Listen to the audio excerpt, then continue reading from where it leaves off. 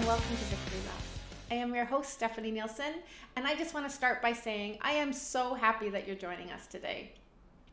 Victory Lap is a platform where we discuss maximizing our cruise control, powering up our pit stops, and celebrating our victories by having real talk with real people who are doing some of the most incredible things. If this is exciting to you, make sure you hit the subscribe and notification button below so that you never miss another episode. So the quote that makes me think of today's guest is Gandhi's, "Be the change that you want to see in the world." I often think that there's three kinds of people. There's those that see an injustice and they just turn a blind eye to it. There's those who see an injustice and they really want to help, but they have no idea where to start. And then there are those like today's guest who sees an injustice and they take it as a call to action. CEO and founder of Lost Faces of Humanity, Todd Snyder, has joined us today, and we have so much to talk about that we're actually going to make today's show into a two-part episode. So I'm so excited to have him join us, and I want you to all help me in welcoming to the show Todd Snyder.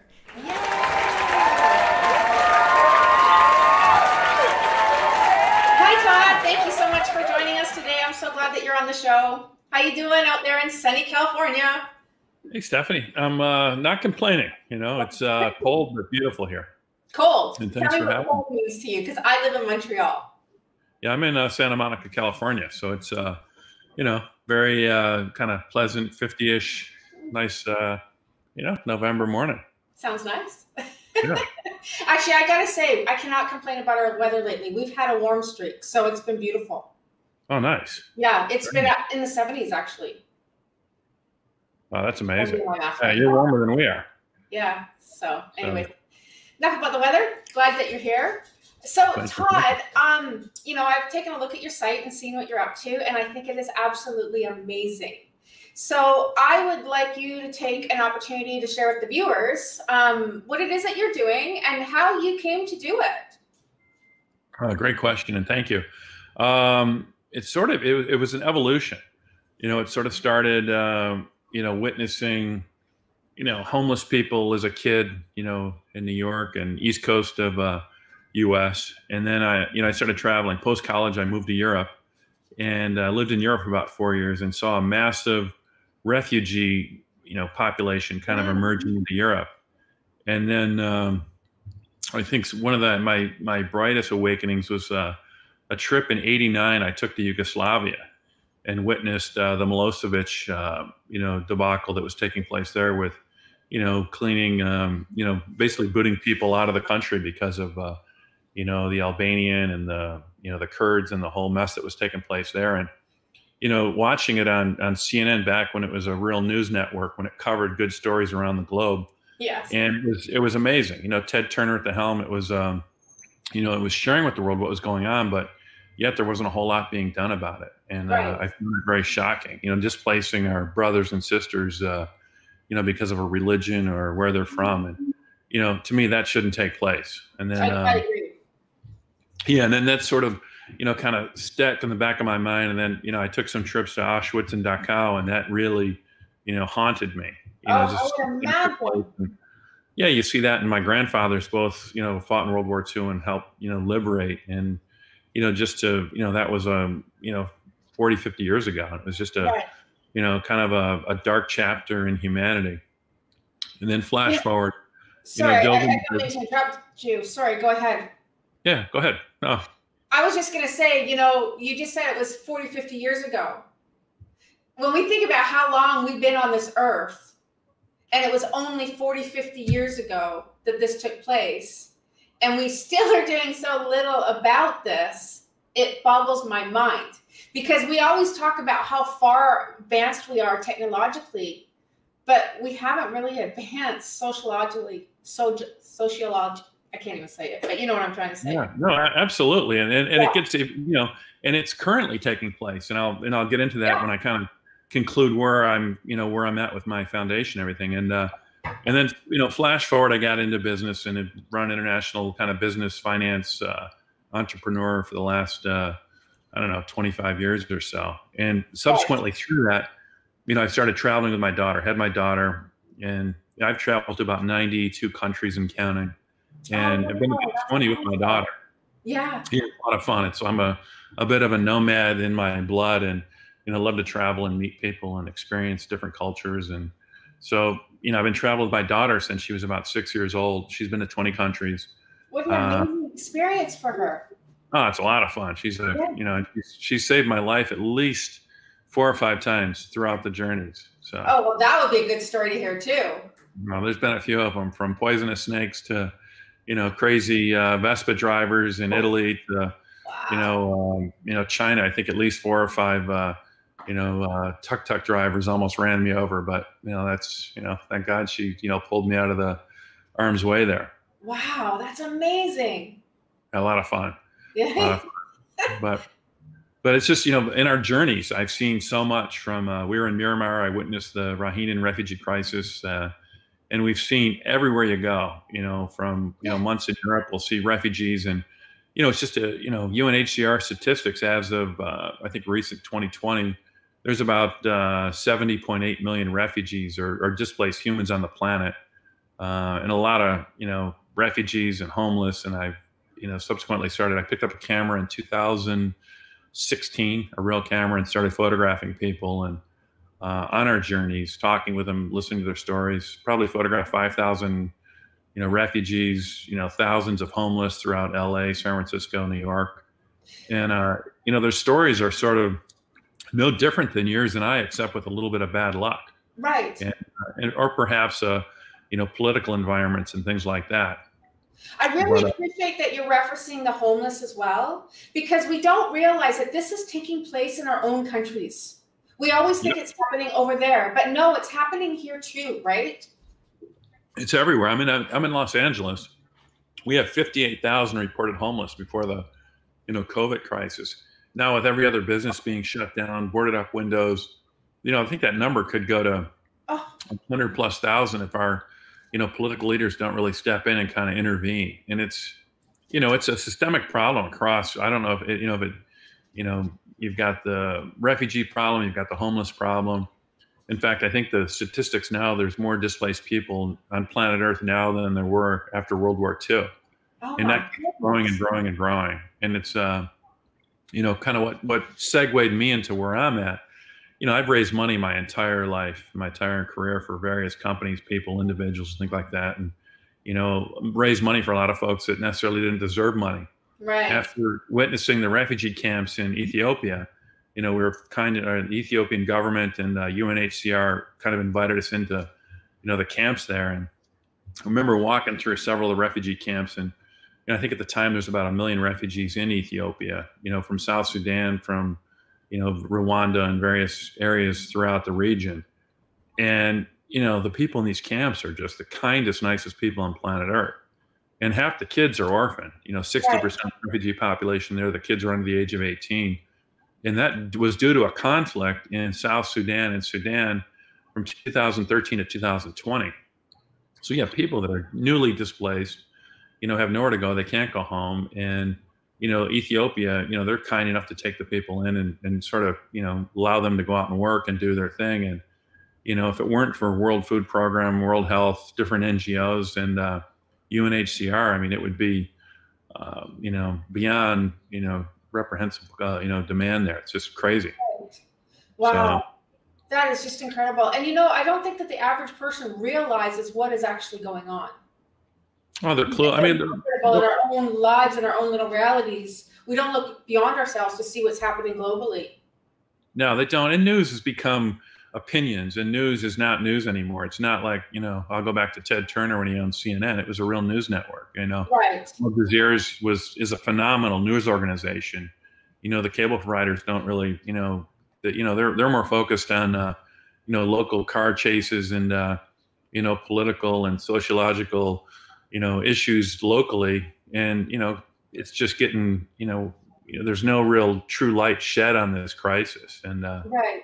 that's why I kind of dove in there. And, after visiting the camps, I'll never forget the Ethiopian ambassador when I went to get permits to get my daughter into the camp. And, they ran all the State Department, all the background checks and all that from all of us. And the Ethiopian ambassador was like, I can't let your daughter into this camp. She's 15 years old or 14 at the time. I said, but she helps the homeless here, and she was kind of mesmerized by the fact that she works with people on Skid Row, because the ambassador knew what Skid Row is like, where there's thousands of people living on the streets. So they finally let her in, and she said, just be careful, keep an eye on her. And when we're going into these camps with the UNHCR folks, it was heartbreaking. You see these kids, they've got one set of clothing, and they're just they were so mesmerized to kind of see kids, a kid from the West, right, into the camps, and she's handing out clothing and school supplies, things like that. And it was just like, wow, this is pretty amazing. So sorry, I was just going to say, oh, here goes the dog, right? One of the things that you touched on earlier that I really want to highlight, and again, just to make the point, like, we often see the people that are in refugee camps or the homeless as the others, right? Mm-hmm. With COVID, there's going to be a lot more people that we probably know that could end up in that situation. All of us are probably only a couple of paychecks away from being in situations that we don't want to find ourselves in, right? So, absolutely. I mean, I think one of the things that I love about what you're doing, and I really want to, bring to our viewers' attention, is it's not them, it is us. It's us, yeah. Right? Well, that's what I teach my daughter. It's like, we have one humanity. I don't care what religion you are. I don't care, what ethnicity you are. If you close your eyes, we're all one. And I teach her that when we go into countries, and, we'll go into countries where it's, primarily, Islamic. And I make certain that she's covered up and she respects the culture. I have her covered in a head garb, and her arms and sleeves are covered, because it's, it's the culture. We're the visitors, and that's their tradition, and it's phenomenal to just, I teach her, when we go into a foreign country, act like you're in your grandmother's living room. Yes. You'll be fine.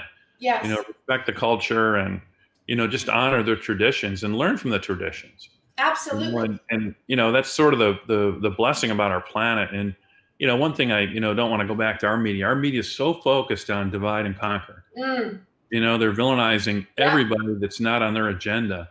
Yes. And I think that's become part of the problem. The post-industrial war machine is causing the crisis with the refugees.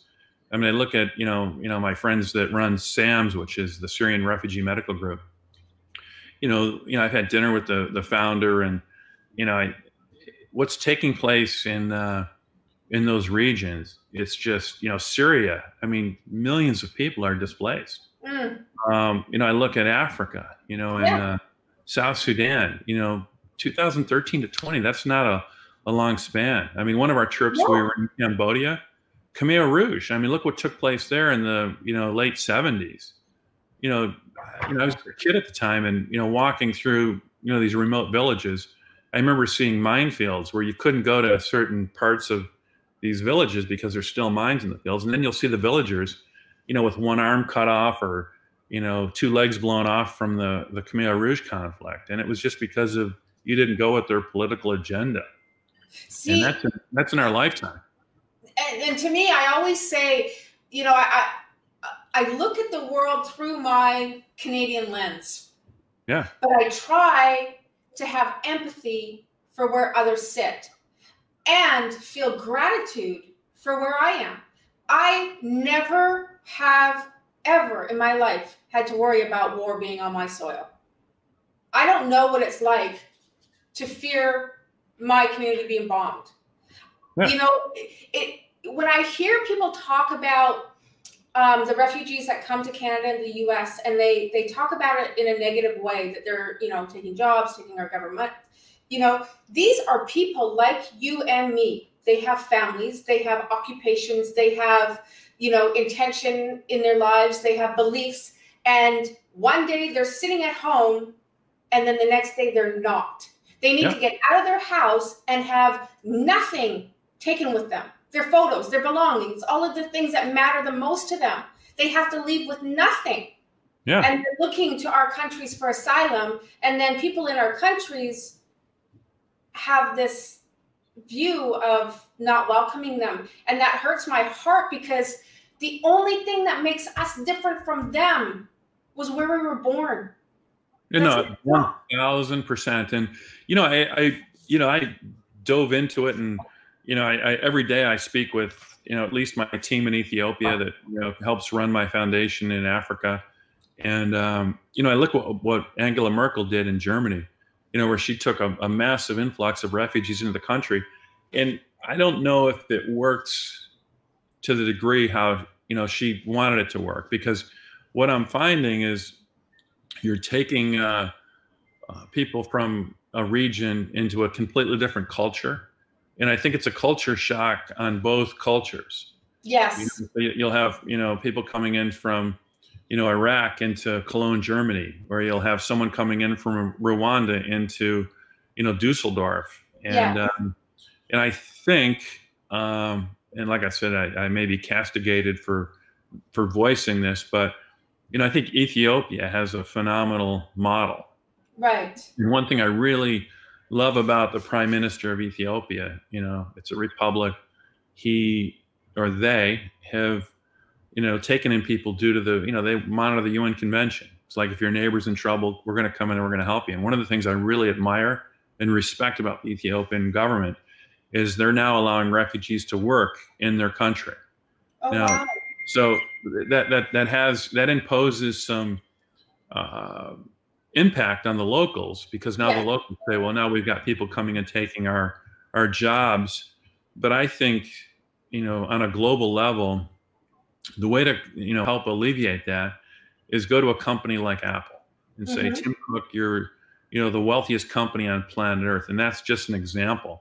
Why don't we take, X amount of dollars and your next generation of iPads or iPhones? Why don't we build a factory in this region? Why don't we go help the, let's teach, these, because they're, phenomenal, hardworking people. Let's re-educate and teach these people how to perhaps build the next generation of the iPhone or the iPad. Right. A motor company, take Fiat. Let's manufacture parts in this particular region, because there's a massive influx of refugees. And I'm pretty certain that you would get a lot of support. Even Jordan, where there's a massive amount of Syrian refugees. Turkey, massive amount of Syrian refugees. Take these areas and develop economic zones where corporations can perhaps go in there and repatriate, some of their tax dollars and monies into these areas and build, let's rebuild in these areas. And I think that's the wave of the future, in lieu of taking, someone from South Sudan and putting them in Minneapolis or Los Angeles, California. I just think it's that's my take. And because you know what, the other thing that people don't recognize either, these people don't want to be taken out of their countries. No. That's their homes. So if we can create an infrastructure for them to stay in their home in a safe environment where they are able to contribute and so on and so forth, that of course is going to be their ideal. Absolutely. Yeah, absolutely. From climate to family. And, obviously, you have, the America, the land of opportunity, the dream that, a lot of, the refugees want to come into. I remember in last summer I was in Greece, and, there was a massive amount of refugees from Central Africa that were kind of in Greece. And, I'm chatting with a few of them, and, their ultimate goal is to get to Europe and then eventually get to either the United States or Canada. Right. So they could fulfill the entrepreneurial dream. They just really want to, they've got this work ethic, and their clarity is just amazing. And that's where one of the things I really admire about, or it's a little easier working with refugees more so than the homeless. One of the things I find with the homeless population here in the U.S. is when someone loses their home, it's for various reasons. And I've, photographed thousands, talked with thousands.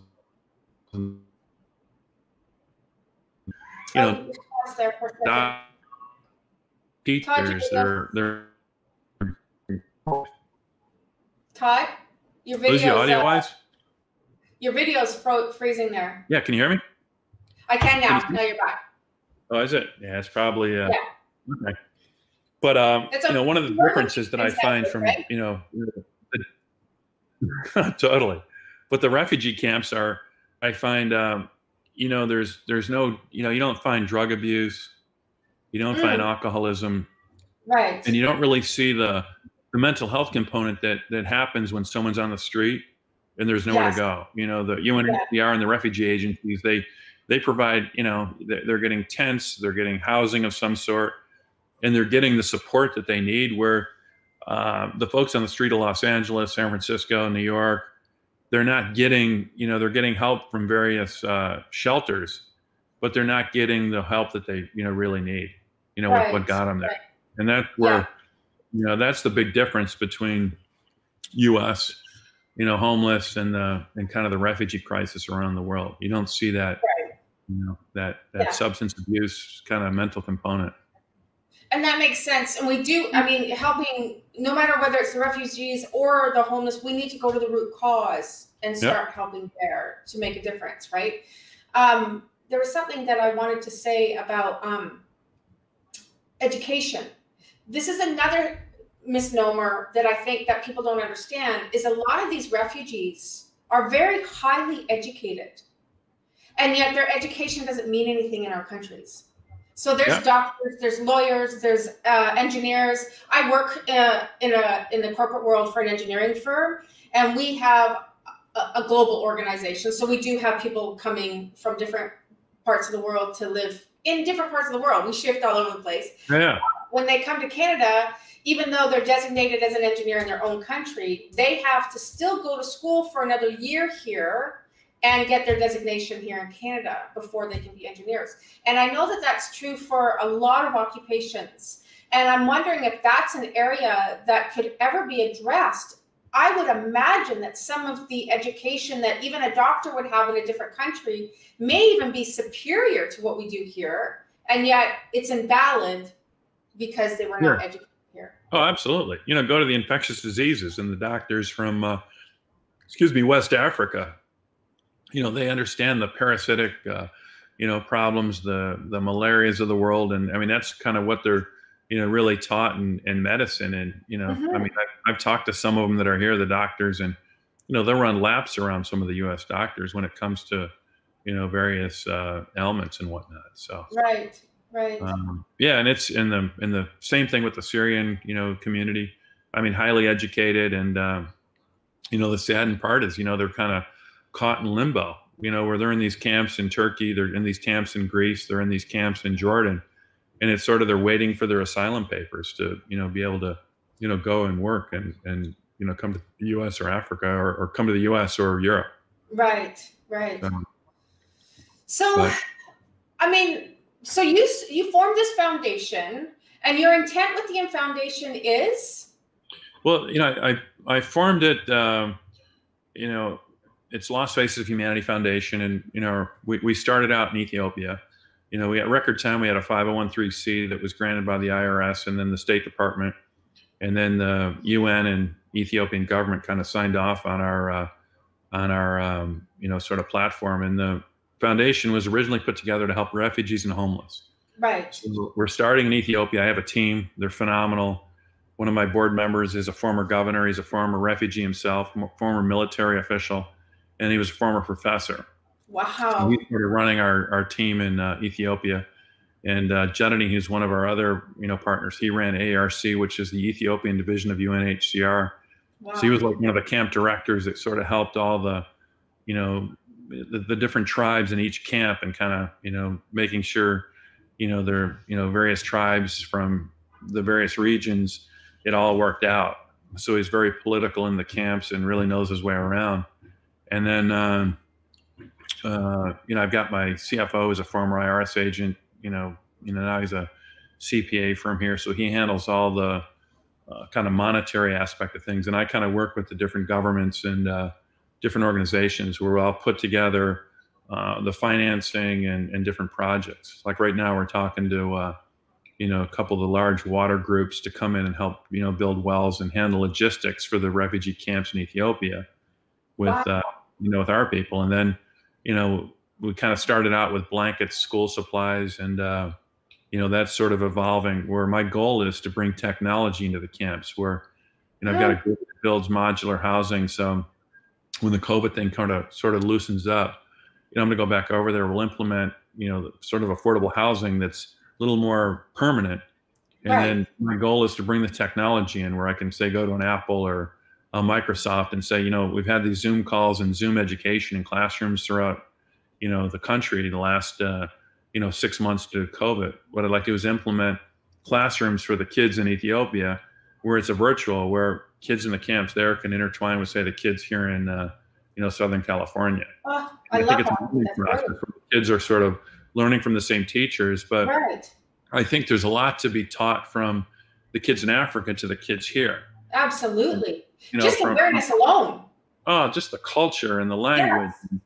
I mean, it was so cool to see my daughter, as a teenager. She's, Dad, leave me alone. And she's running off with, the kids, and they were just mesmerized by going through her photos from her iPhone.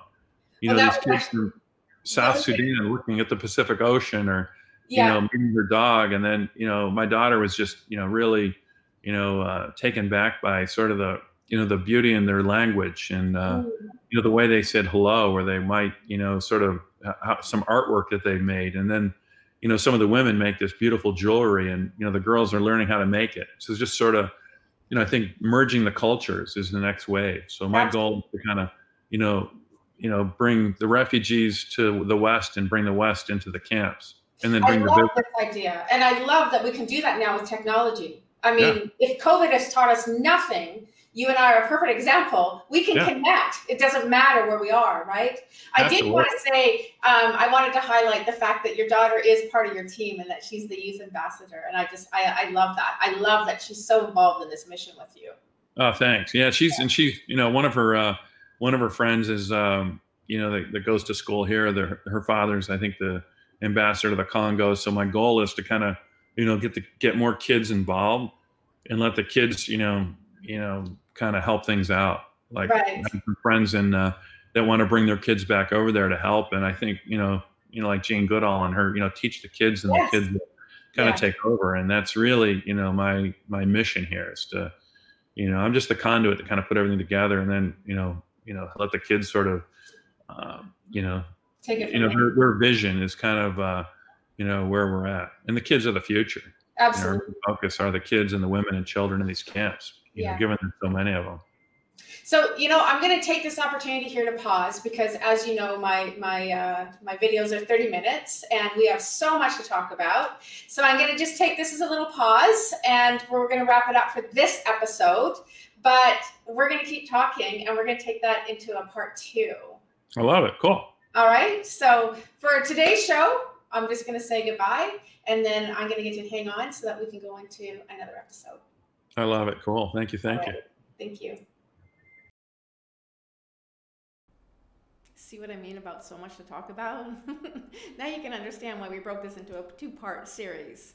Todd is just incredible. And I mean, just his insights and his wisdoms and the way that he has so much compassion is inspiring. Okay, guys, so now I want to hear from you. What have you done in small or in large ways where you are being the change that you wish to see in your world? I would love to hear your thoughts and your feedbacks in the comments below. Let's get this conversation started, eh? Well, I guess that's it for today.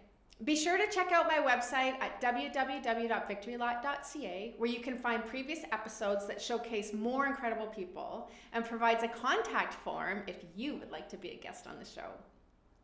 And if you want to see more of what I'm up to and reach out to me directly regarding some of my other offerings, you can check out my personal website at www.stephanienielsen.ca. I'm also all over social media, so you can find me there if you want to. So thanks so much for watching. Until the next lap, ciao, ciao.